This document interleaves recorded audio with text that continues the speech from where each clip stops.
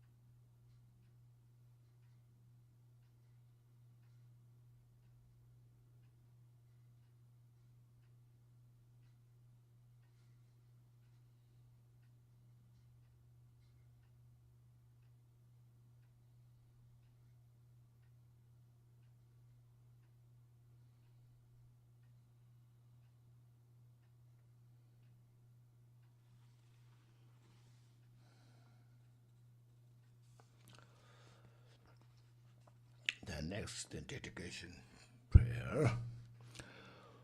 Through both the innate and the innate virtue and the virtue accumulated in the 3 times by all in samsara and nirvana, may I and all sentient beings feeling space, none left out, realize the co-emergent ultimate reality and attain the final state of non-abidance in existence and peace.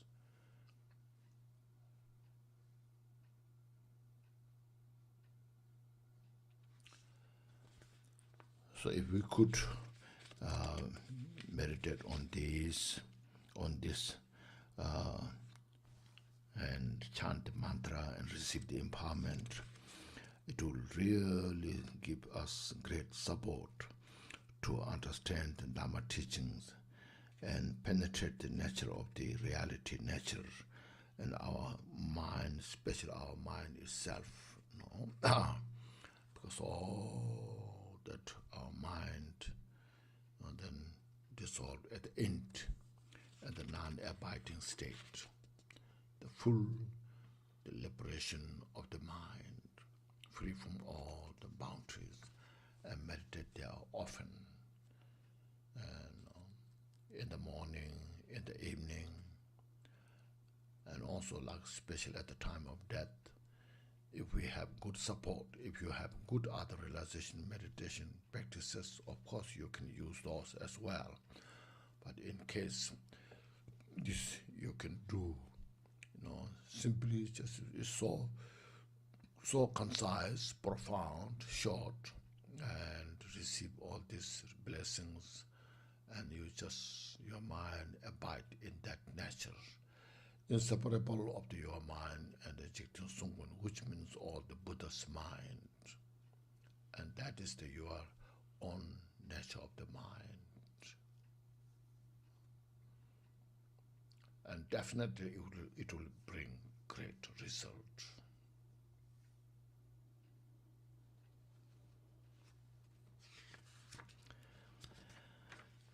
Okay, thank you. And now, yes. So this morning I related a short description, the second, third, fourth virtue statement, which Buddha taught as it is, as the reality nature, not as something Buddha created. No, that's why it's called Buddha is not a creator. Buddha said, I explain you the reality nature, and you are your own responsible for liberation. because we have the Buddha nature, and we have all the abilities. So connection to this, to all, I compiled one very short text. It's called Permission and Prohibition, their mode of abiding. Actually, we should say permission is the prescription, and prohibition is the proscription. You know, these two words. Prescription is like when you see the doctor, medical doctor, then doctor will diagnose whatever problem you have, will prescribe you need this kind of medicine to get help. So same thing, Buddha prescribed all the practices we need to free from samsara, to achieve enlightenment. Prescription, okay? And proscription is, we are suffering in the samsara. What are the causes of the suffering? So prescribe means don't repeat the mistake again. We have to go forward. Don't stuck there. Don't stuck in the samsara. And go forward. So it's a prescription. So prescription and proscription, those two words are very, very important. The doctor can help us to diagnose and give us a right medicine, if possible. So Buddha, as like a doctor, Buddha sees all the nature of the samsara and the cause of samsara, and such great compassion. The Buddha was overwhelmed by the suffering of the sentient beings, and then taught the Dharma teachings. So how I can help to these individuals in the samsara? Kind of say, such a powerful wisdom, seeing all directly in the samsara, the suffering, and then compassion. So with that, giving us all these teachings that, this morning I have explained briefly from this GONGCHIK, the Sattva Dharma Rasa Eka. You remember that? Then the translation in Sanskrit, Sattva Dharma Rasa Eka.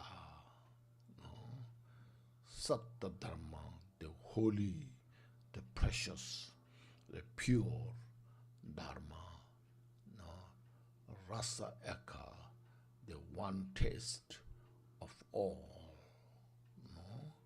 So that, so Buddha, this title is very important.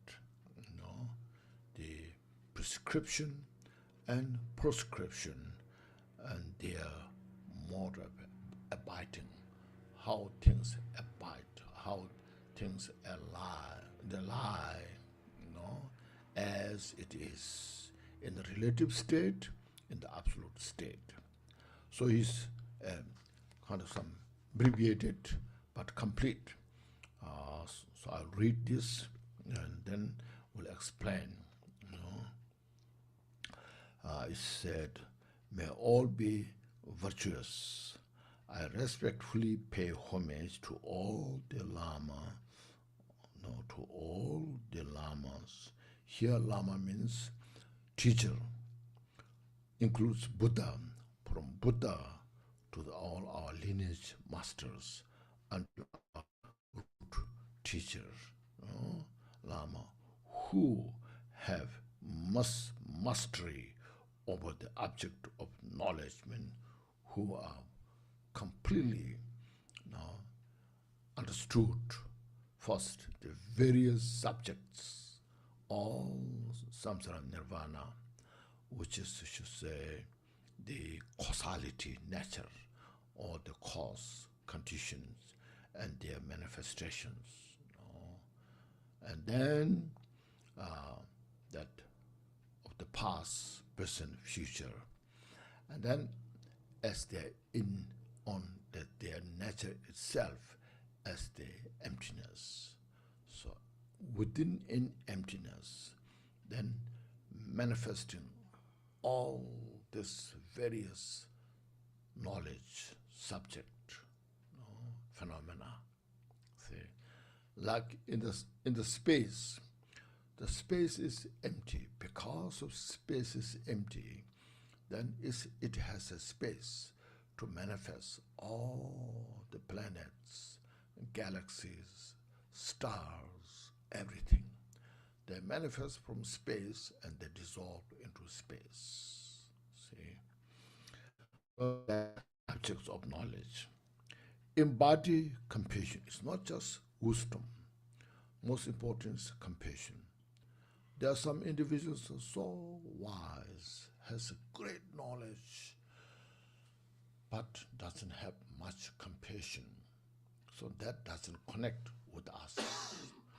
We connect to Buddha because of Buddha's great compassion.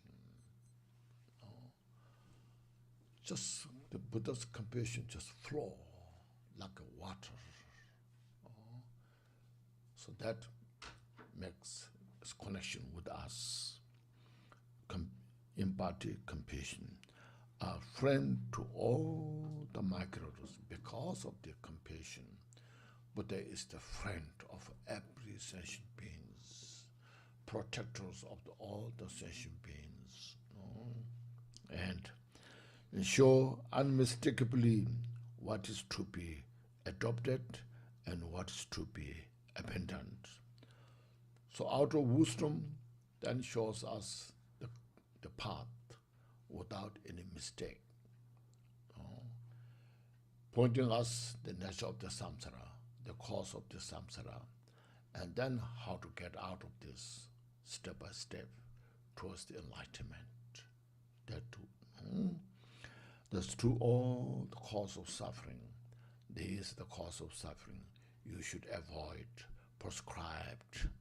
This is the cause for peace and happiness, and taught us how to know, practice prescribed, abandon. For you fortunate ones with a sincere interest in the Dharma and an open door of intelligence, so those we who are very fortunate, which will come precious human life and met the Dharma in this life, we got opportunity to take refuge in the Buddha Dharma Sangha. It's totally such a great fortune we have. So to those, and also has such a mental capacity to understand the reality and nature. To this, I share this advice on what it is to be practiced and what is not, in accordance with the causality mode of abiding. How things, as earlier mentioned, they abide, they relate, how they manifest according to this. Then we'll write down a brief this instruction. This excellent body support with its 8 leisure and 10 endowments. Now most of you know what this is about, and the jewel ornament of liberation, and also many other books. In my case, the transformation of suffering, as well a complete guide to Buddhist path. So those books. Then the advice by the Gonsalame Shalom in these many precious books, I explain about this. The 10, the 8 lectures and 10 endowments.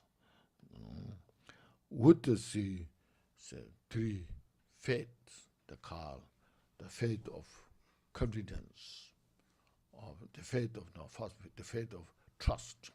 You trust causality, karma. So all the suffering is come from non-virtue. All the peace and happiness come from virtuous deed, karma. So we fully trust about that. Then the faith of longing. We long, wish, want to free from samsara, desire to attain complete enlightenment. Then the faith of clear means the Buddha is the perfect, who's the perfection of all the obscurations and perfection of the excellent qualities. And the Dharma is the teaching, the actual, that what we take refuge and get the benefit. And then Sangha, so this one who has a clear faith. So we need these three faith from the mind, physically the 18 qualities, mentally the 3 qualities.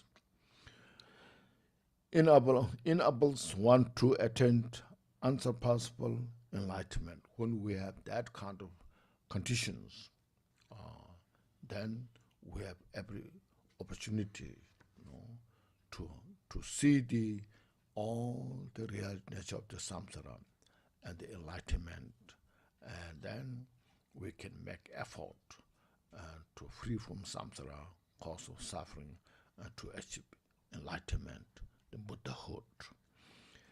So contemplate the allegories and an analogy and so forth of the difficult it is to obtain, and so we just contemplate this precious human life is difficult to achieve. Even though in this world there are like 7 or 8 billion people, but how many are interested in the Dharma study practice? And then those who really taking time to practice full is very few, not many. That shows it's rare. And those practicing, how much benefit they are getting. So that's because of precious human life. One has all the opportunity and has the ability to do so. Henceforth, engage in the essence of the teaching. So we just follow to practice the Dharma teachings. First, of course, we have to hear the Dharma teaching and then contemplate on that. The most important is put into practice. If you don't practice, just only hearing, there's not much medicine. Like if you understand all the medicines, but if you don't take the medicine when there's a problem, then it doesn't help. So we need to practice the Dharma. Means purify our mental obscurations, delusions, to get the benefit. Then this is just contemplating on the precious human life. Now, see, step by step, we can understand precious human life is so crucial, require to study, practice Dharma, and to free from samsara. All appearing existence phenomena are of a momentary, disintegrating natures. So all these things that composite phenomena, the outer, the mountains, the rivers, the land, the ground, the trees, you can see how much they're changing, moment to moment. Then look at our own life, human beings. we are aging every day, every moment, getting older and older. And then, we just know that's the reality nature. So it's no one's belief, but it's reality nature. So we have to acknowledge this. Then when we get older, sometimes we may say, I will practice Dharma when I get older. Right now I'm young, so I'd have no time to study, practice Dharma. You know? But when you get older, you cannot see, you cannot hear, then physically cannot meditate well. Physically pain here and there, mentally not so clear to capture the meanings of the Dharma. So it's that whenever you are connected to Dharma, it's the time to relate, study, practice the Dharma. More you practice Dharma, we get the benefit. So therefore, need to contemplate on the impermanence. It's very important because we know it is impermanent. We get up in the morning, and then the day passes. Morning, noon, afternoon, evening. So day passes like that, like the river running, never stops.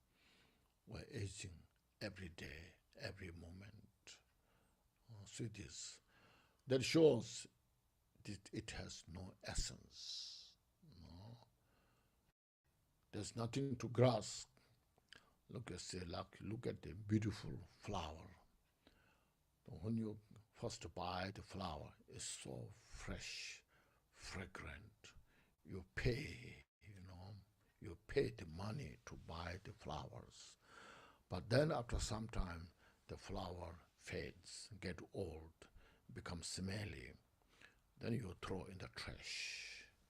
No essence, no matter how the flower is beautiful,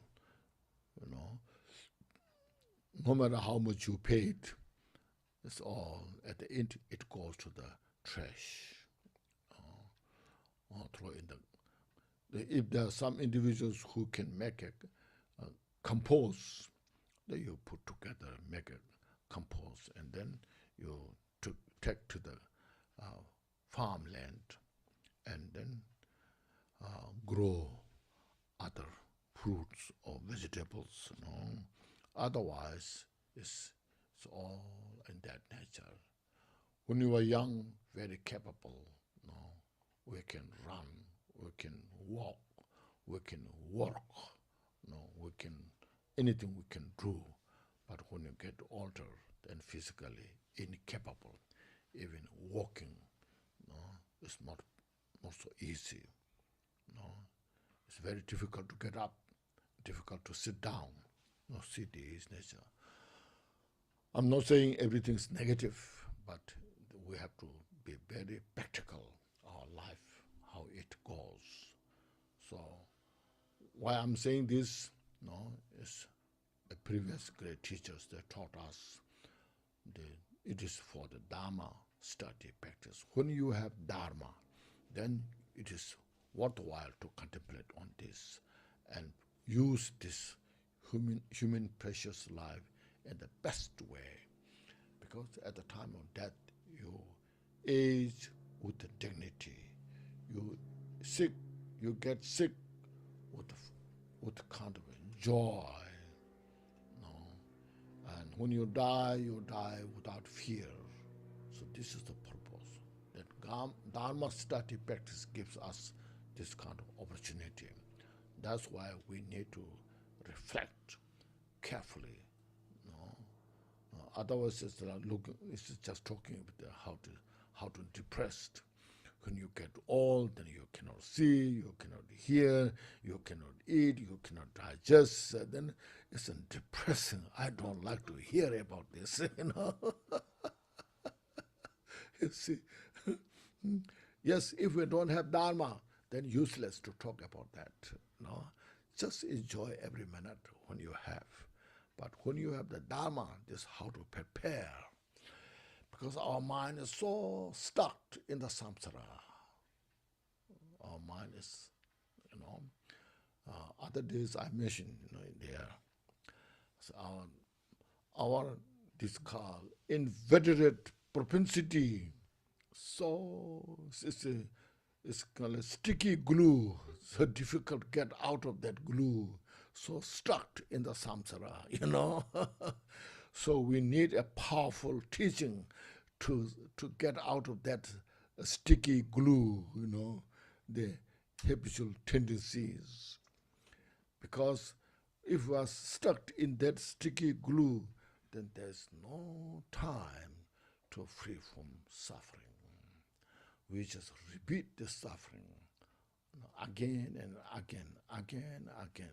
Then day after day, year after year, life after life, no way to get out of this. For this reason, we need to reflect on this, When Milarepa, everyone knows Milarepa, we should really have, saying he gives us such a great example how he practiced successfully. His father was very successful businessman, built a very beautiful house, very elegant, beautiful house in that village. So then his father died, and then somehow his uncle and aunt tortured the family. So Milarepa left for good to take revenge, to practice the black magic. So Milarepa then went, and he was very successful practice of those, and successfully took revenge. So his aunt and uncle, their house, all the farmlands are just destroyed. But then Milarepa, he realized that he made such a heinous karma, negative karma, and then if he felt if he died with this karma, then there's only one way to go to the hell realm, no other alternative. So he convinced his mind, and then he looked for great master who can teach him.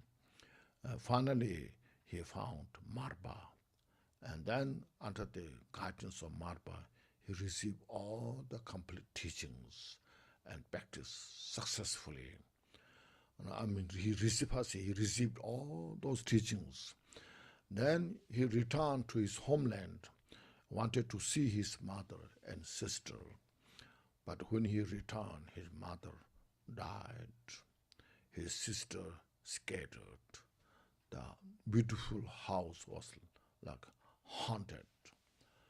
So then it reminded him about the impermanence. Then he made such a beautiful song there. When the father was there, I was not there. Even my father and I made together. There's not much thing to do, no essence. When mother was alive, I was wondering. When the son came back, the mother passed away. Even though mother and son made together, there's not so much essence. When the sister was here, the brother is not here. When the brother come back, sister was wondering. Even though sister and brother meet together, there's not much essence. When the house was there, the owner was not. The owner was wondering. When the owner came back to the house is haunted. All the birds, these are just nesting. So even the house and owner is there, not so much essence. Now I realized how everything is impermanent. I must go to retreat, practice. So he just stayed at the house just with only 1 week. Then he left for the retreat. So that with such an understanding of the impermanence. There was an urgency of kind of for the meditation practice, so he left for the retreat. While he was in the retreat, there was very little provision, food for him, very little. He was eating nettles, these things.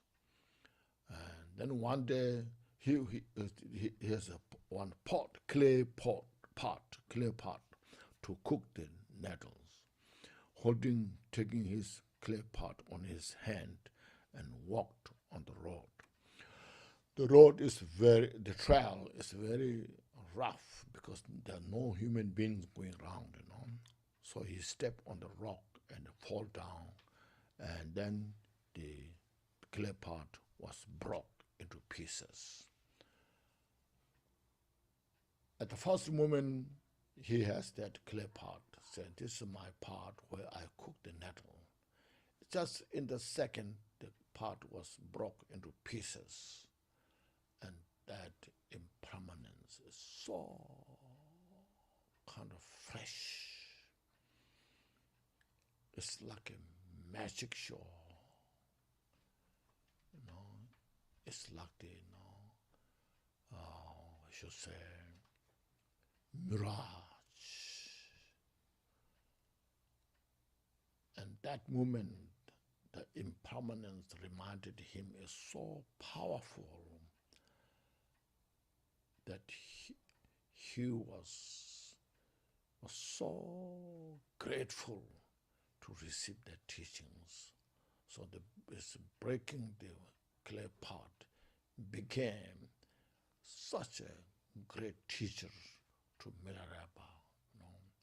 He said, the pot is just there and broken.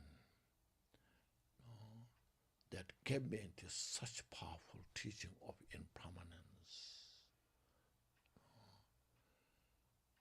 So this is the only wealth I have now in my life. He doesn't have other wealth. And that broke in that moment. And this signifies this is my body, human being. All the composite phenomena are signified this way. So I'm so grateful receiving these teachings. Now I will meditate more, better, ever before. So like that, everything becomes the teaching, Dharma teaching. When you walk, you see it's impermanent. You're walking, it signifies impermanence. You're sitting, it signifies impermanence. When you're eating lunch, it signifies impermanence. Everything is a teaching practice, you see. There's nothing to attach to. You may have such good tea, but as soon as you drink, it's finished. So there's nothing to attach to. So impermanence is a teaching which helps us to purify our attachment. It will help us to purify our aversion. That knowing, awareness of the impermanence itself is the wisdom. So having that wisdom then gives us this teaching of the impermanence, purify to all these our mental afflictions. So look at these, meditate. Impermanence, sometimes we may think is negative, but it's not negative. It is the reality, nature. Everything that which is composed is finally disappear, will go. So reflect on this, meditate. We don't fight each other.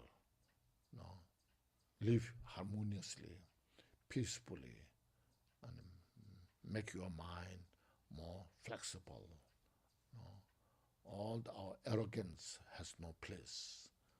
So they are only cause of suffering. Purify those. Support each other, help each other, meditate. Whatever time we have, be useful. So that's the So impermanence is such a precious teaching that we need to reflect often on. When you meditate on impermanence, then it's like you see, look at the running river. In our gross mind, we will say, I saw this river last year. Or sometimes we say, I saw this river yesterday or this morning. But whether it's last year or yesterday or this morning, what we saw, the river is gone. It's gone to the ocean. What is seen now is different from this, what you saw. It's all just speeding the time, every minute, every second. So look at this. So if we investigate in between now, past, now, future, past, and you don't find something exists there. You cannot find something exists there because it's just constant. So that the constant nature of the flowing, we don't find anything exists. So that non-existent nature is emptiness. At the same time, you see the river. You see, inseparable, that what you see and what is non-existence is inseparable.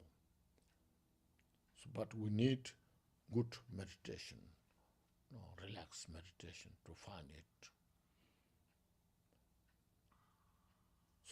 So impermanence is not a simple thing. It's very powerful. When you realize that you are born in this world, then we realize one day we'll die. When we realize one day we'll die, we understand the impermanent. Once we realize everything is impermanent, then as I mentioned like this way, you realize everything is nothing but emptiness. So see this nature, reflect. That's it. This is not something we believe. It is reality, nature. How it abides its own nature. See, so that's what's called the moment disintegrating nature. Know oneself and all others to be impermanent. So we should see all in that nature. Myself is in that nature. We are in the same boat, others and oneself. Everyone in the samsara, human beings, non-human beings. Within this state, we all desire for peace and happiness. No one desires suffering. And then there's a sense of loving kindness, compassion. When there's love and compassion, there's a peace, there's harmony. Itself is virtue. Then from there, we desire to free from samsara, attain enlightenment, Buddhahood. So reflect on this, meditate on this. So when you could do this, every moment is the meditation, reflection. Every moment is the opportunity to purify our obscurations. So strive in the changeless and sublime Dharma. So nature of the Dharma never changes. Virtue is virtue. Virtue can never become non-virtue. Non-virtue is non-virtue.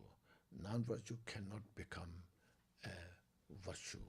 It's changeless in its own nature. Impermanence is impermanent, always in that impermanent. Everything constitutes within in the causality, interdependent, connected each other. Because of this, then it's called changeless, in emptiness. It's all, you can say, integrated, interrelated. So meditate on this. See, these all are just meditation. Follow into practice. There's so much teachings about impermanence, but this is what I said are just brought into essence. You see. And reflect on this. That will help us to reduce our attachment, grasping, fixation. In the past, so many great teachers who have meditated on the impermanence in this way got such a great benefit.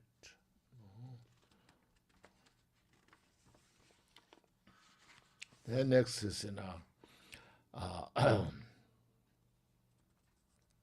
causality, karma and result. All these appearing phenomena which brings happiness and suffering, say that if I have this, I'll be so happy. If this go away, I'll be so happy. Or if this go away, my suffering will be less.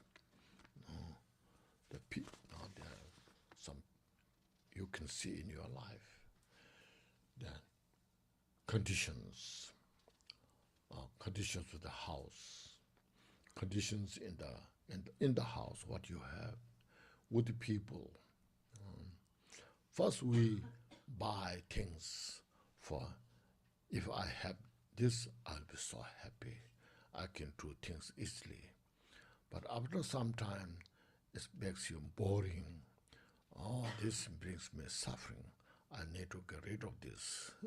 I don't like this because I'm not happy with this.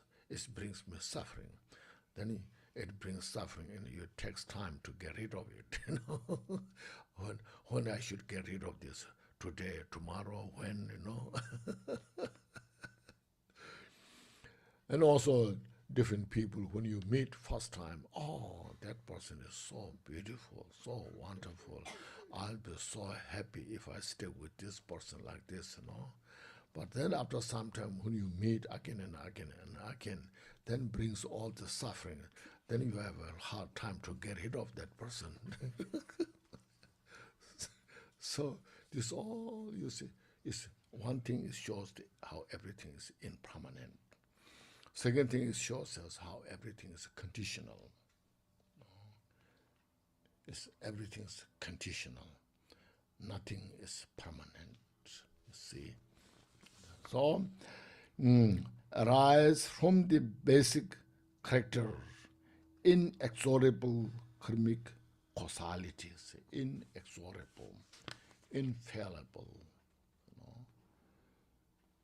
All these things you see. Whatever we do, it becomes a cause. Cause to bring either happiness or suffering. So we need a wisdom to see that. Or whatever we do something, it will not become a cause for everything, will not become a cause for peace and happiness. Or everything is not become a cause of suffering. Every individual has distinctive effect to create such a cause and condition for peace and happiness. So this is called karma. Sometimes we say something wrong things happen in our life. So this is my karma, something somewhere from somebody made up, somebody from somebody came into your life, saying this is my karma, without realizing every moment is the cause for the peace and happiness. So it's very important. Every moment, every second is the cause for peace and happiness. Therefore, we need mindfulness, awareness. So, having said that, see, we have to be kind of, we have to understand every time is opportunity. So to having that, we need the wisdom to see things precisely. And then we need having wisdom, that mindfulness and awareness to understand that. Otherwise, sometimes when you do something, so you may think, what this make the difference? There's some very brilliant person who have such a smart mind, and if you kill like a mouse, the mouse is destroying your house, or what's called terminate, which destroys your house, a mouse, so I need to get rid of my mouse, terminate all this, because it's taking exterminate, and so what it makes, what it makes the non-virtue to kill that, it's okay, Then you see, it shows we don't have special insight in the mind. We don't have an ability to see the virtue and non-virtue. This is something very important. Many people in this modern time, they don't have that kind of wisdom. So really, what's the virtue? What's the non-virtue?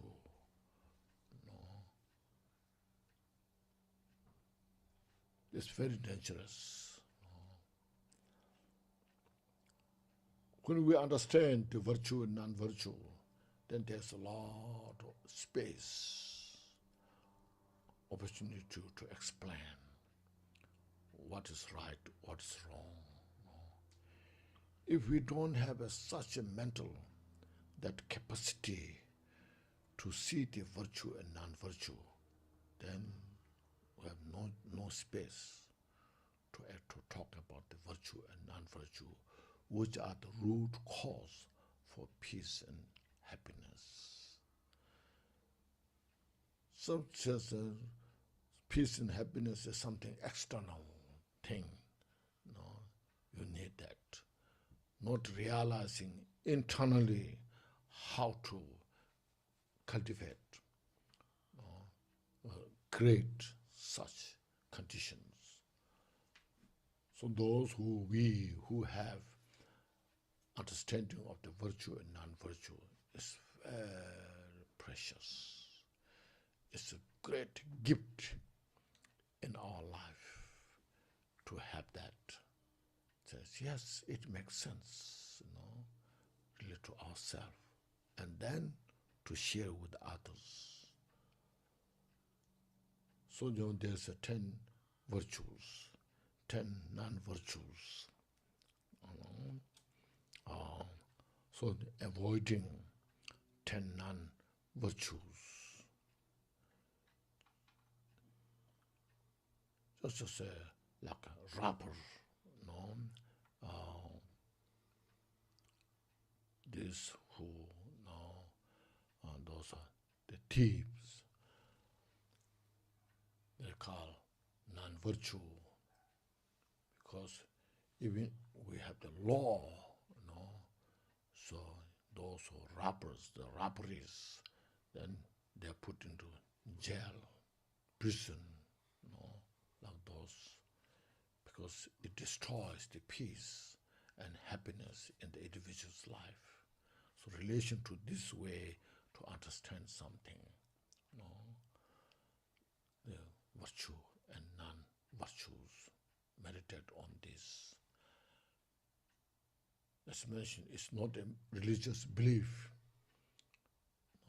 Those who are virtuous practitioners, it's nothing to do with the spiritual something. It's reality, nature. It's a practical approach, a way how to bring peace and happiness in our daily life. So we have to kind of pay attention on these things are very important. Otherwise, sometimes when you study Dharma, we look at the very profound philosophy, all those. Those are good things. But first we have to know in our daily life how to relate to our practical living life, what's called right livelihood. So, inexorable karmic causality. With a fully pure wisdom eyes, we need a wisdom eye to see that. Be unmistaken with regard to the acceptance and rejection. See, we need such kind of wisdom eye, what to accept, what to reject, what to accept and what to practice, or what to adopt, all the virtuous deeds, and what to abandon, the cause of suffering, physically, mentally. This is the, there comes also, you see, precepts, there, as this morning I briefly mentioned, this it's called lay precept. Then, novice monks and nuns precept, and full ordained precept. So the relation to this, just how important it is. I used to tell this story. If I repeat again, there are some maybe newcomers can get the benefit. This Tuba Bishi, as called For Harmonious Friend. Many you have heard of that. It goes back many centuries ago. Near Varanasi, there was a place called Kashi, yes. That time, I think it was a big state. There was a king, and then the people, of course, and a dense forest there. So in the forest, there are 4 animals. The monkey, first elephant, then monkey, rabbit, and bird. You see, there's a lot of, usually we have those painting or drawing, very popular. Sometimes they use as a gift, So these 4 friends. So in that area, there's one spring water. So they come to drink the water. So these 4 animals, they meet often or every day, when they come to drink water. So they meet, since they meet every day, they become a good friend. They know each other, drink the water, and they discuss, talk. Then after some time, the bird said, now we are so harmonious, we are so good friends, wonderful. Now if we know who's older and who's younger, then we can respect the younger one, the older one. Then the elephant said, maybe I'm the oldest, because there's a tree, look at the tree. The first time when I remember, the tree is my size. The elephant, the baby elephant, no, this maybe, no. Then the monkey said, in that case, looks like I'm the older, because when I remember, the tree has a few branches. Then rabbit said, oh, in that case, I'm older. First one I remember, just only coming up from the ground, sprout, few leaves are just coming. And then the bird said, in that case, I'm the oldest, because I ate the fruit from other tree, and then I shed the here when I came to drink water. So the seed from my shed is now fall on the ground, and from there this tree have grown. Okay, so you see the picture, you can see the big tree. Next to the big tree, you can see the elephant. On the elephant, monkey. On the monkey, rabbit. On the rabbit, you can see the bird. So that's how they become so very good friend and respecting each other so well. So that way, some years pass. Then the bird said, now we're so kind of peaceful, harmony, and maybe we should do, what we should do is we should keep the 5 precepts. And this elephant and they said, what are they? The bird said, not taking life, not stealing, not sexual misconduct, and not telling lie. And that time, of course, there's no alcohol, So say, let us trust the causality, karma, So let's trust this. So these 5 precepts. Then they all agree, that makes it better. It's more kind of respect each other, more friendly. It's much better. So they kept that, get used to that. They understood that, and it really makes sense. Real way how to make harmony, peace. Then after some years, then the bird said, no, it's not enough. We just keep them. It's selfish. We should share to all in the forest. Everybody in the forest, if they practice this, will be much better. Okay, how we should do that? Then the bird gave the wisdom. The elephant, you have a tongue. So you should take the responsibility, all like tiger, lions, and all this who has the fangs, So you should teach to all those animals. And monkey, you have fair, so you should teach all those others who has the fair like you. Rabbit, you should teach like in your family, and they like the deers, so forth. And I will take responsibility to teach all the birds.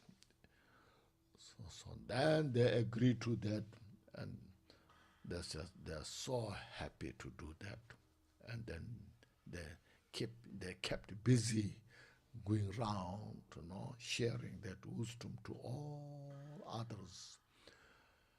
And then the whole, that country becomes so peaceful, And when that becomes so peaceful, then you see the rain falls in time. There was no drought. Harvest was beautiful, successful. Everything grows so beautiful. All the fruits of that country, that people of those animals can survive eating those all the fruit, because there was no drought, no drought, and so that power effect also felt people in that country, the king, the ministers, the people, subjects, everyone. So the king thought, oh, that's wonderful. There's no sickness, no disease, no famine, no drought. Everything grows in time. So the king thought, because I rule the country with my compassion, because of that. All the people thought, oh, because we kind of so obedient with the king. Whatever king said, we followed. Because of that, this may be.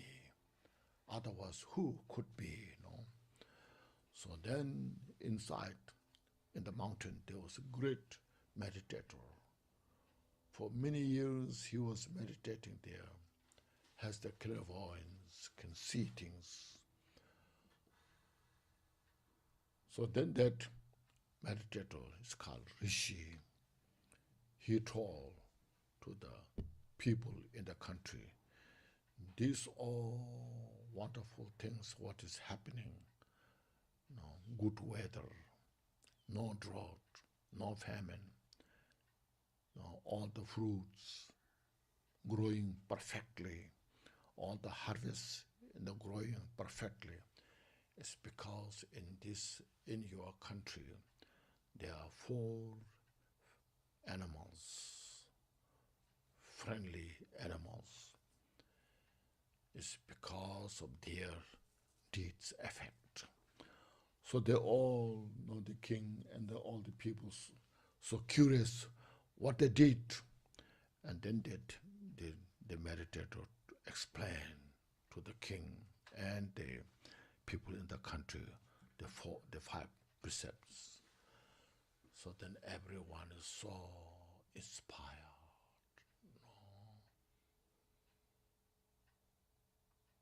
So even the animal can do these things. Why not we human beings can do?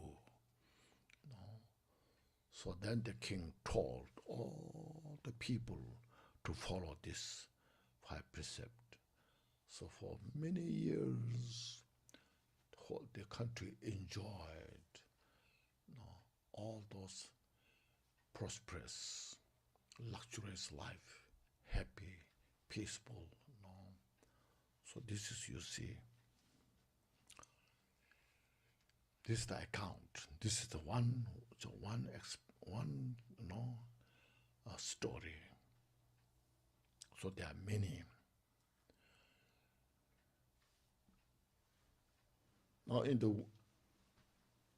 Now so they're saying, the Pastor Church said, they're saying, this whole planet can provide enough what they need. The whole planet can provide enough what the people need in the world, what they will need, But the planet cannot provide to satisfy even one greedy person. The person who is so the greedy person, if he owns this planet, not satisfied, he will look another planet, so more planet. So Otherwise, what we need, just food, clothes, to live this life, to sustain this life, and live harmoniously will be so peaceful. So that we learn from this story. That's what's called causality. Inexorable causality brings the effect in the world. What we do, what we get. You see, it's such precious, these things. So there are a lot of other stories, but this is just one example.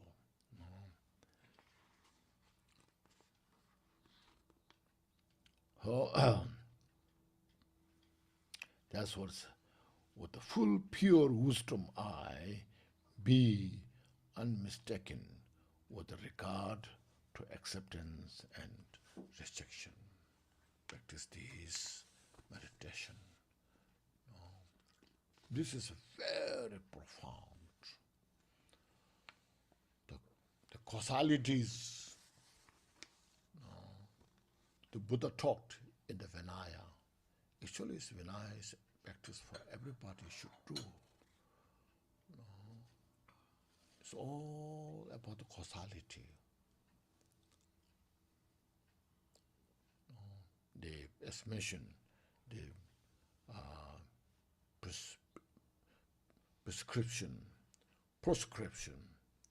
what is Buddha prescribed, what to do, what the Buddha prescribed, what not to do, based on the causality. It's not just monastic discipline, it's the discipline to every sentient beings.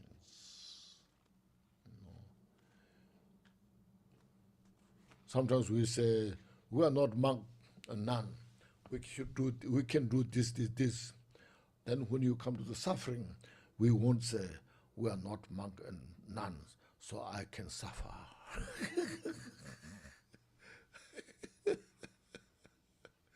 See, we say, I'm not monk and nun, so I'm suffering more. Why not? Why I'm suffering? Please help me. I need some help.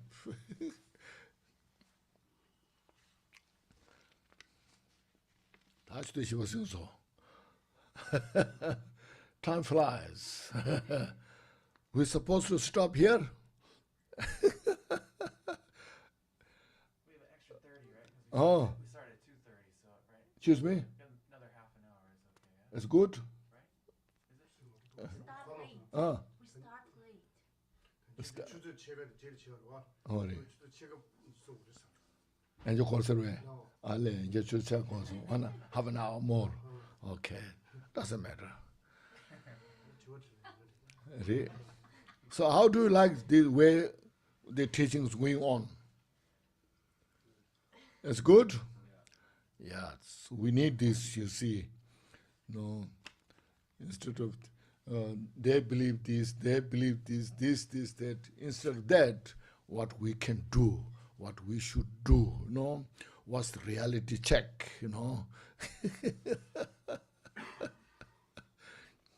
Yeah. Okay.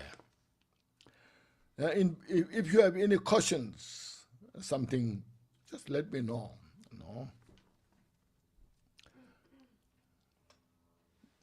Thank you.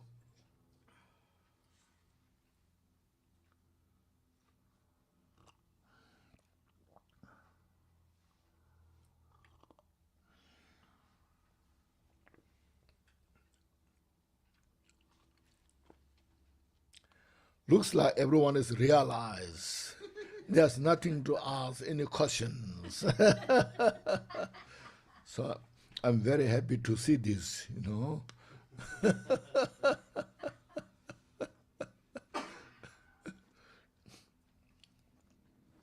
Next is, now first is touch the precious human life, okay. So now this this, as mentioned, this causality. So we, precious human life, has the ability to understand the causality. So that's precious human life. We have ability to see the causality nature, and we have the ability to follow accordingly. Those others who have no understanding wisdom, first of all, they have no ability to capture the meaning of the causality. Second, they don't have the ability to follow the path. You see, so you should see, when we have this precious human life, always appreciate, rejoice. Okay, just reflect that I have done something good. Because of this, I have this opportunity. So now I will do better. Go forward for enlightenment, not stuck in the samsara. Then next is reflect on the suffering. As this morning I have reflected, I have touched the subject a little bit, but here I read, no one, high or low, rich or poor, educated or uneducated, here in this state of cycling through the three worlds, means the vicious cycle of the samsara, leaves the land of suffering, strive in the uncontaminated and sublime Dharma. See, reminding the Dharma practice.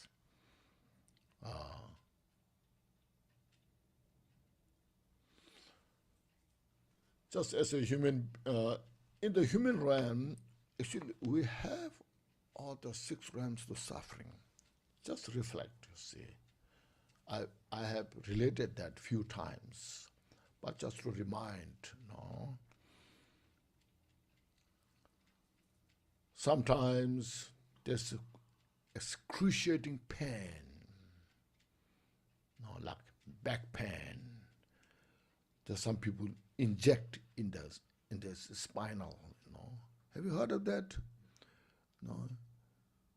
Pain is so much you cannot handle it. So there are some people inject this in the spinal so that there's not much pain. So like that kind of thing, such a pain physically. So you try everything. Sometimes mentally tortured so much. Like the suicidal, those are mentally tortured. So those doesn't discriminate, those rich or poor, educated or uneducated.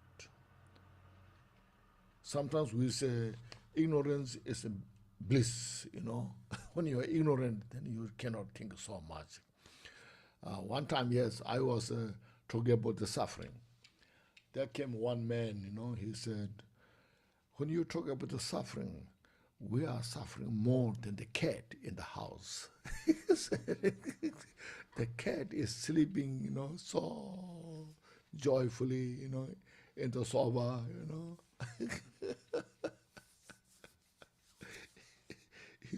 He was, he admired the cat than his precious human life,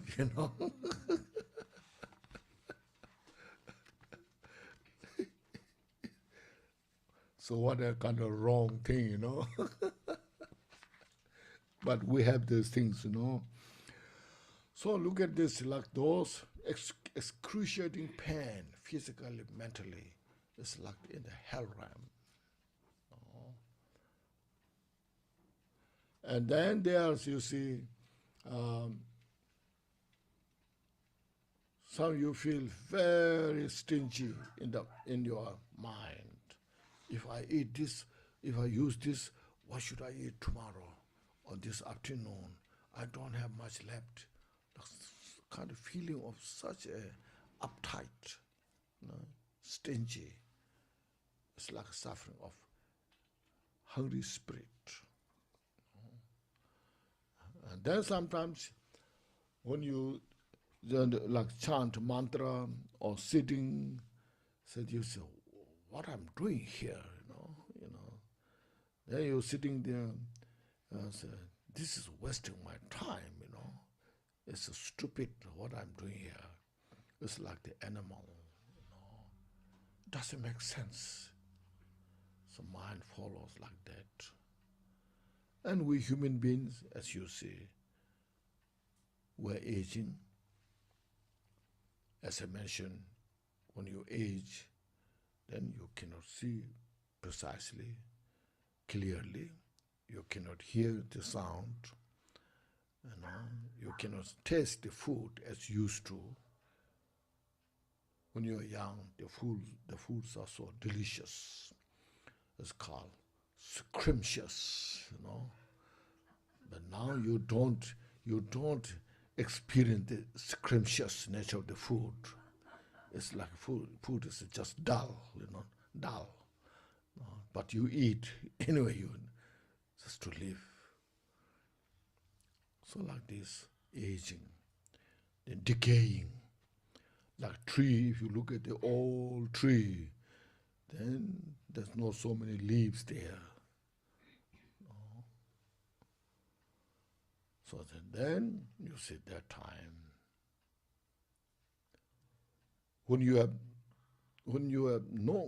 don't have dharma in your life, then it's so depressing. You work so hard in your younger life. Day and night you work hard to make life easier, so successful. But then when you get older, this all decays. That's why I work so hard,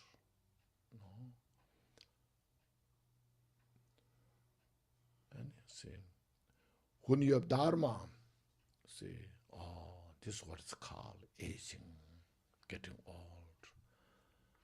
Know what I have studied. Now is the dharma to apply in my life. My youth, when I was young, I was very talented. I was beautiful, but now no longer. My face is wrinkled. It's called grimace. You know the grimace? What's that mean? So we follow into that. And frowny face. Then there sometimes we go to surgery, It's called plastic surgery. Try. Sometimes it works, sometimes it doesn't work. When it doesn't work, then it's, looks awful, worse. So we say, this you can see, it's very obvious, very clear.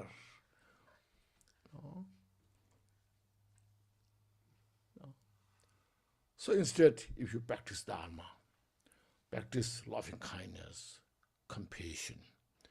When you practice love, compassion, bodhicitta, you are always beautiful. You're always respected. People love you because you express your love, compassion, bodhicitta.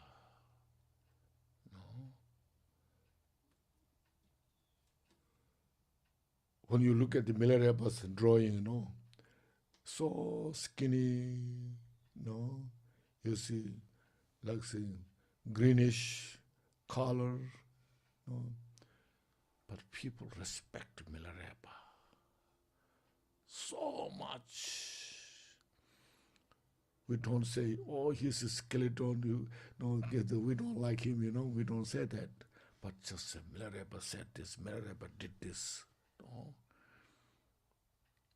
That shows the inner, these qualities express not to others for joy, peace, happiness.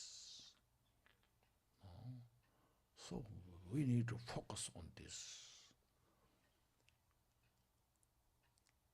They are so precious.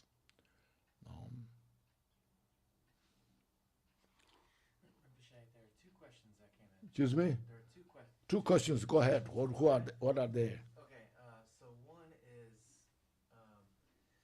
they said, Dear Rinpoche, our home is eating. Huh? Sound a little high a little bit. Yeah, their house is being eaten. My hearing aid is not good. Oh yeah. You want a mic? Okay. Will this reach? Yeah, mic. So that other can hear as well. Yeah, that's great. Okay. Yes. Okay, so they said their house is being eaten by termites. Knowing fumigation will kill many termites' lives, they're hesitant to do this, and they were wondering if you could give them some guidance here. Dire? The Guidance. termites, the bugs eating the wood inside their house. Yes. Yeah, what to do about that? Yes, that's the dilemma. Yeah. There's one more. Yeah, it's not easy, samsara, Very difficult. What to do? See, we don't want to kill the termite, but we don't want to keep them. Now what should do? If possible, move to another house. But the people move in will kill them. Yes. Other karma. No, that yes.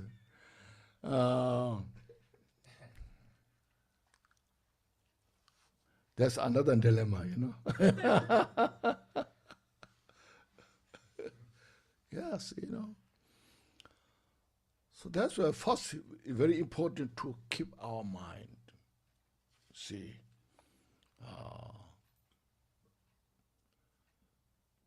our mind, individual's mind, my mind is responsible for myself. My mind is not responsible for you and everyone, My mind is responsible for myself. So I have to, since my mind is responsible for myself, I have to be very careful what I do. First, in the first place, it hurts. If I make mistake, it hurts myself. No one else care. And then, if I do good things, I get the benefit. No one will take away that. There's no need to fear. Okay? So, we should understand that. And yes, first we invade the land, others, and then they come to invade us. So what we should do? Some people say the ants. They say ant is coming on, digging all the now. So first we invaded their land, So now they're coming back to, So what we should do? Either we should kill them or let them kill us. So this we have to, I don't have a direct, clear answer for this, but we have to, individually, we have to contemplate carefully. So we are the responsible for ourselves. What's the next? Okay, the next one is the question about with Alzheimer's. Alzheimer's disease. Alzheimer's, and how can they free themselves from suffering? How to make how to free themselves from suffering? From With suffering. Alzheimer's, what to practice? Yeah. Again, that you see, Alzheimer's disease, used to have in the past, but it's more and more coming.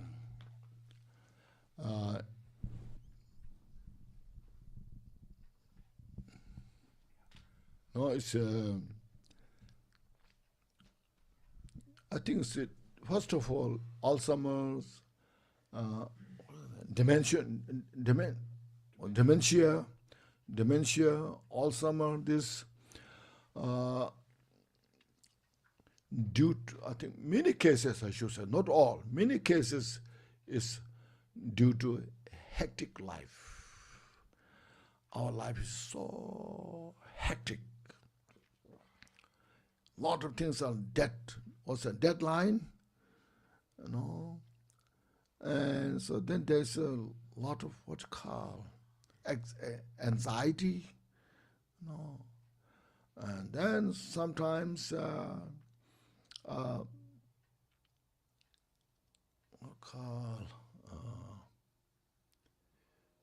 this one word I have now, it's traumatized. When we are a lot of traumatized, trauma in the life, these things sometimes some really cause a painful sickness, excruciating pain. There's so these I think create such kind of environment that we forget more easily. When your life is so tired all the time, and then those things, then we forget. And Alzheimer's disease and dementia comes. Because then we take a lot of pills, you see. So pill like I think like this sleeping pill. If you take a lot of sleeping pills, that cause also dementia, Alzheimer's disease. So that's why when we are young, practice loving kindness, compassion, meditation, mindfulness. These are the real great cause. At the time when you have Alzheimer,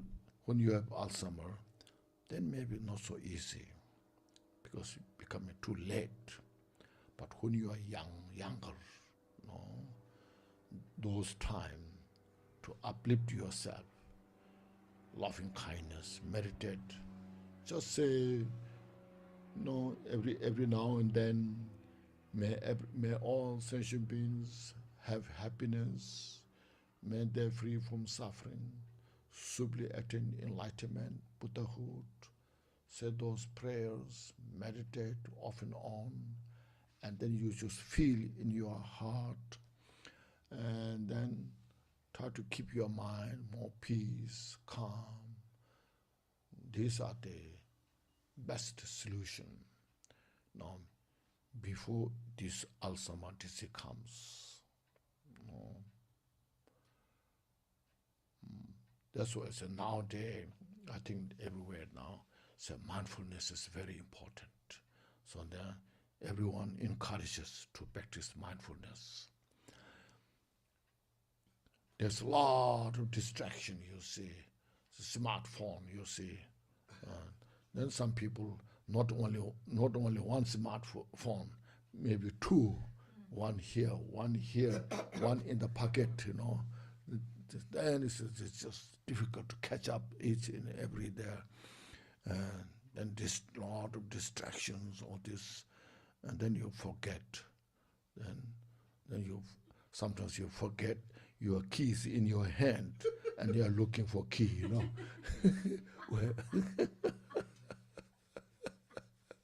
See, so these things.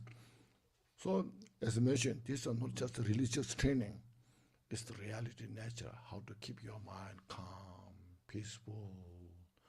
So loving kindness, compassion, and then bodhicitta, and then relate the mind resting. These are the very said, very good cause to reduce Alzheimer's disease, dementia. Yes, then? Two more. Yes, go ahead. Okay, the other question is, how do we know what practice is right for our Oh. level? How do we know what practice is right for our level where we are? If they don't live close to a lama, how do they know what's What best? practice? What's best for them to do? What's the best call? Specifically for each person? If they don't know what to do, like what practice to do, how do they know what is best for them at the time? Best practice, you choose what's the best for you.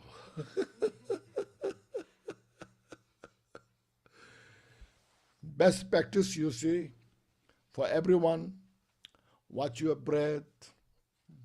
Beginner or senior, anybody, In the morning when you get up just when you get up in the morning, breathe in all the blessings of the enlightened beings, those who are compassionate nature, those who have great wisdom. So breathe in all their good qualities into you and pervade your entire body and mind. And breathe out all these negativities of your mind and the body. Do this 3 times and relax. Take few moments, do this. Then as I mentioned, during the day, off and on, just reflect. As I want peace and happiness, as I don't want suffering, may everybody have all the peace and happiness.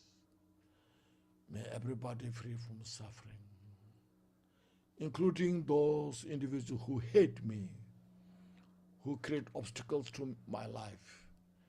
May they also have peace and happiness. May they free from suffering. Everyone may achieve enlightenment, total enlightenment. When you suffer, my suffering that I have, which gives me this great pain, difficulties, have a sufficient power, ability to purify all the suffering of the sentient beings. So these things you can do in your daily life. No. Then as far as they are chanting mantra, visualizations, that is, you can choose whatever you like. But what I said, this thing is general, that everybody can do.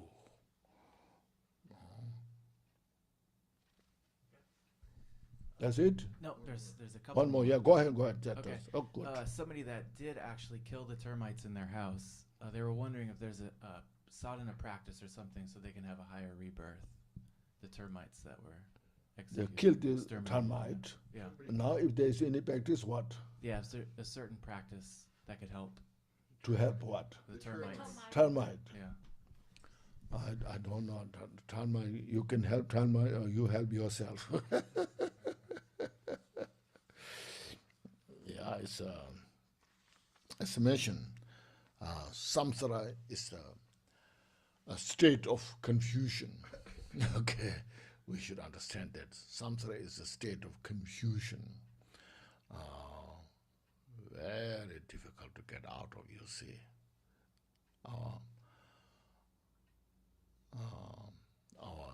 Our attachment and our confusion and our grasping, this all is something, yes, all this, yes, okay.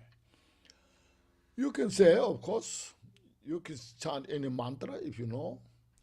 May this termite and may everybody, including this termite, free from suffering, free from that kind of life, maybe born in a better life, say born as a precious human life. You can say those prayers. It doesn't hurt, if it doesn't help, it won't hurt. So those prayers. So it's very difficult. Then what else? Any? Yes. That's it? No, there's more. One okay. more, yes, go ahead. Just one more? Yes. Okay.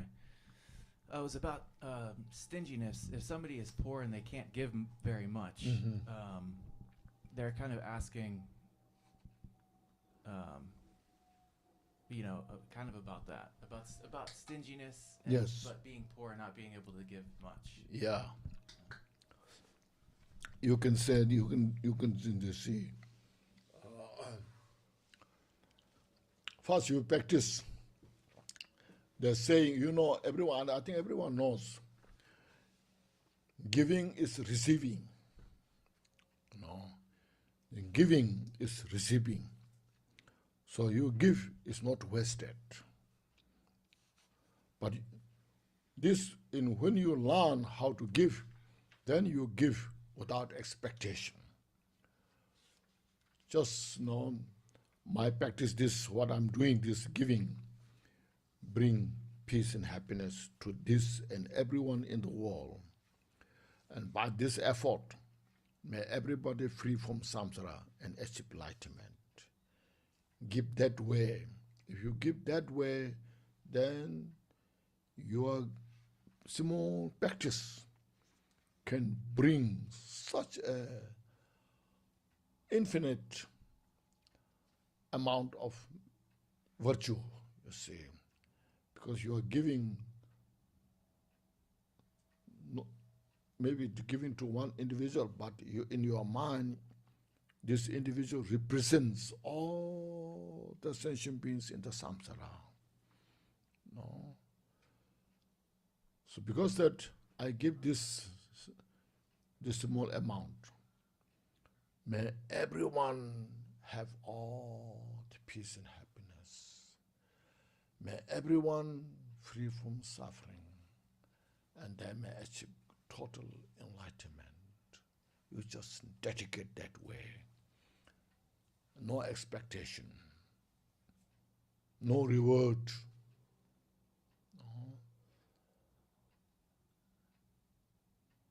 So you first, those stingy one, first give small one, not too big. If you give big, then you may regret it. I gave such a large, oh no, I don't have much, So give what you can, a penny, a few bucks, okay. So just give what you can, and then dedicate.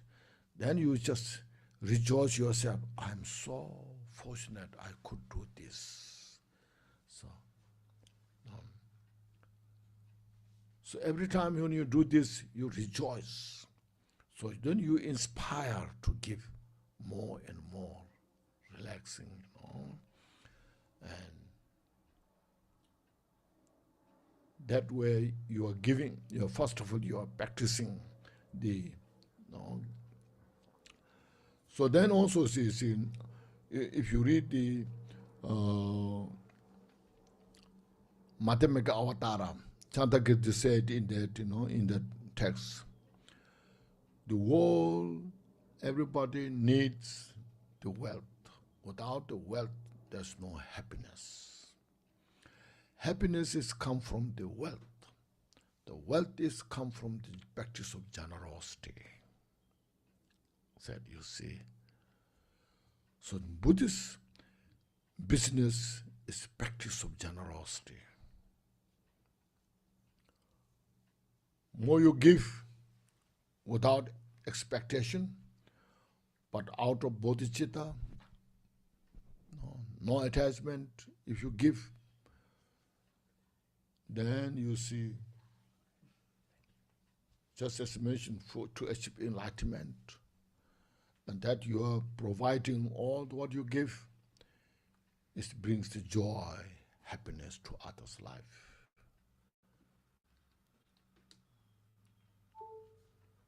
You know?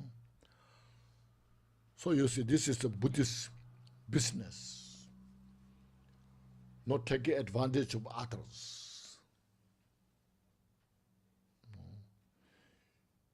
Usually in the samsara, we take advantage of others. You know, how to make profit from others. Then we're creating suffering others. You become rich, become billionaires, and others have no food to eat.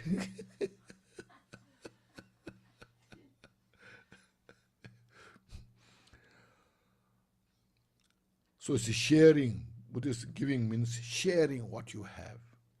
The king shares what the king has to his people in the country. The rich people share what they have to the poor people, you know. So it's such a beautiful practice, you know. Then everyone has something, you know, to their life.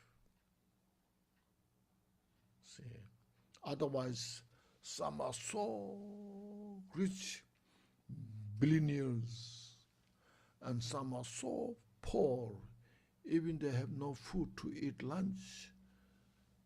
It's too extreme. No? So there's no happiness, there's no peace. Even those billionaires, they have so much, but when they see people who have no lunch to eat, how they can live their life. They are so rich and the other have no food to eat. How they can enjoy their life. Not so practical, you know. So Buddha taught how to share what we have to others. Okay, any more? Only one more. One more, yeah, go ahead. How details on like what and how to purify. How to purify what? How to purify themselves the best way. Huh? How to purify. How to purify what? Yeah, purify themselves through Themselves. practice or, yeah. So Maybe make a big bathroom. Then take shower. Purify.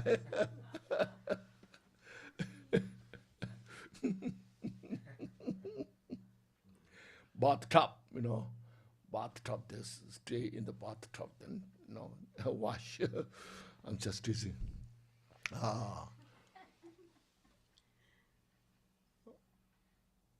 First, look at the mind, what kind of limitation you have. Then reduce those, as I mentioned. Look at the impermanence. Everything is impermanent. If you have strong attachment, they just say there's nothing to attach. Reduce the attachment.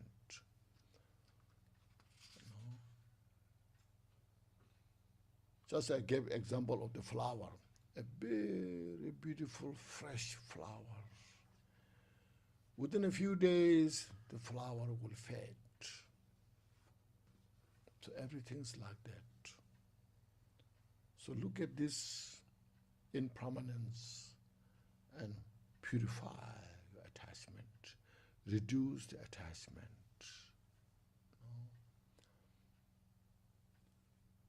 And our body, you see, so we are cherishing this body so much. It's just a skin. Underneath the skin, some flesh, then blood. Under the blood, the bones. There's not so much essence is there. No? It's all just nothing. There was a story at the time of Buddha. A very beautiful monk was walking, you know, and then a woman saw the monk and she was very attached to the monk.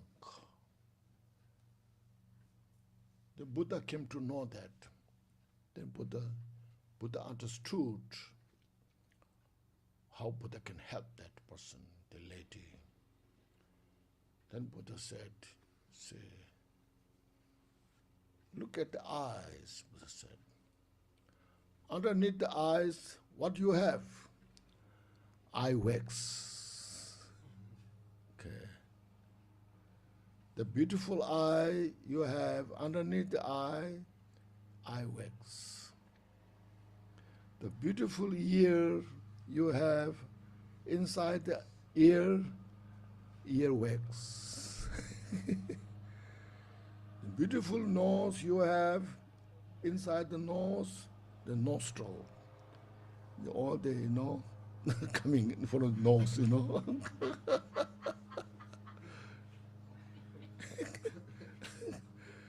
The beautiful mouth, look at the mouth inside, all the slavas, all these things. So as soon as the Buddha said this, she totally realized and she achieved the Arhat. So these are the purification. You can purify your attachment this way. Anger, you say, when you are angry, upset, you say, this person is so nasty, And then you say, this person is suffering, So much suffering is there.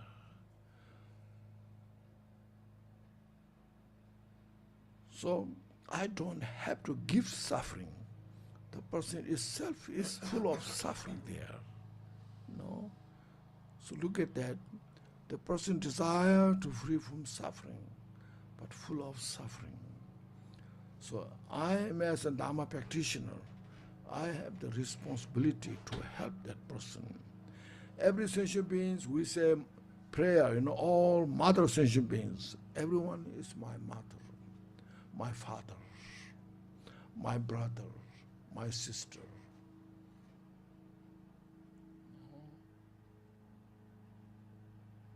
So that way, practice this loving kindness, compassion. So reduce your anger.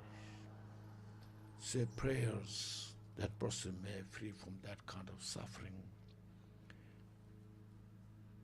So just look at these things and purify. And then, of course, there are practice, if you do, it's called Vachasattva practice, purification. There are so many things, other things. But these are general. You can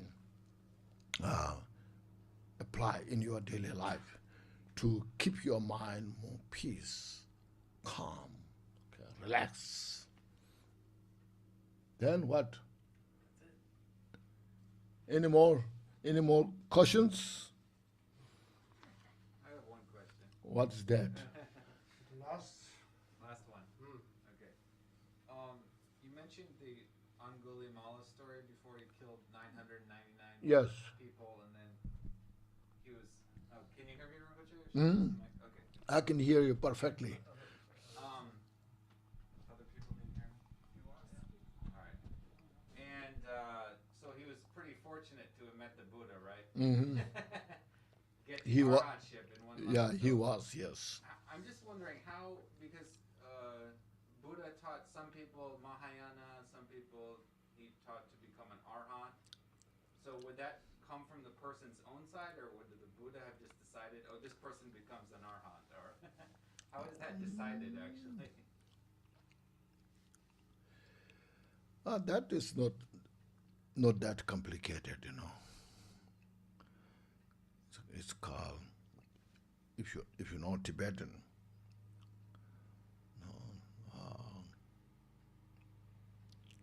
Wangpo Rap, Wangpo Ding, Wangpo Tama.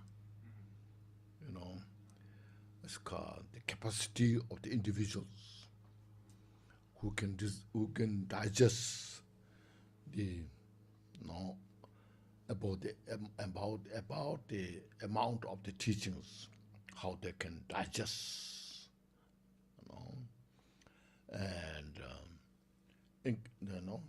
the inclination, the interest. There's so many, the elements of the mind. So Buddha can see precisely. So Buddha gave teachings according to their capacity, what they can capture. This Buddha doesn't give randomly, without, without knowing, so you take this, Buddha gave exactly that person what that person can need, what they need. Yeah. Eventually, everyone has to become Buddha. From Arhat, Sharavaka Arhat, Partik Buddha Arhat, slowly, they have to attain Buddhahood because they have Buddha nature. Buddha nature is the ultimate, because the seed, they have to achieve the Buddhahood.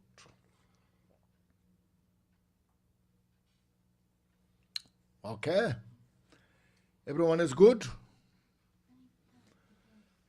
That's wonderful. Now, today, again, please take a deep breath. Exhale.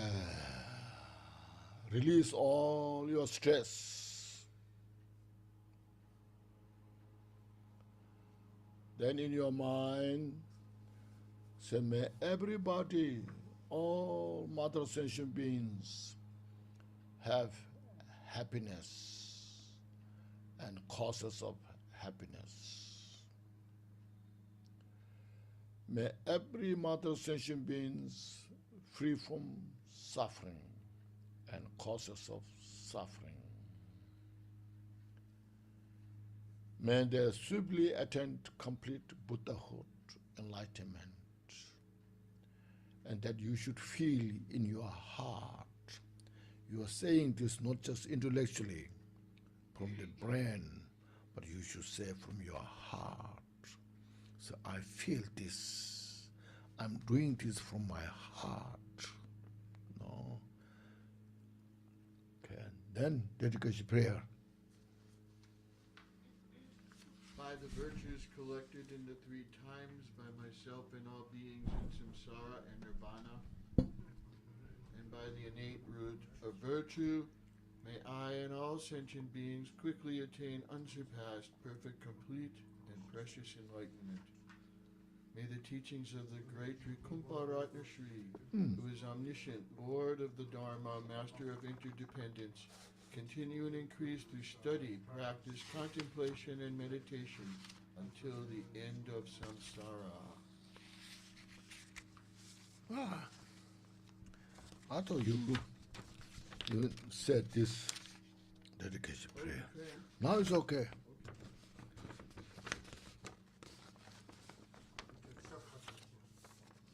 Thank you, everybody. Okay, please relax. Okay, sleep with these all teachings. Okay, don't leave all the teaching on your cushion.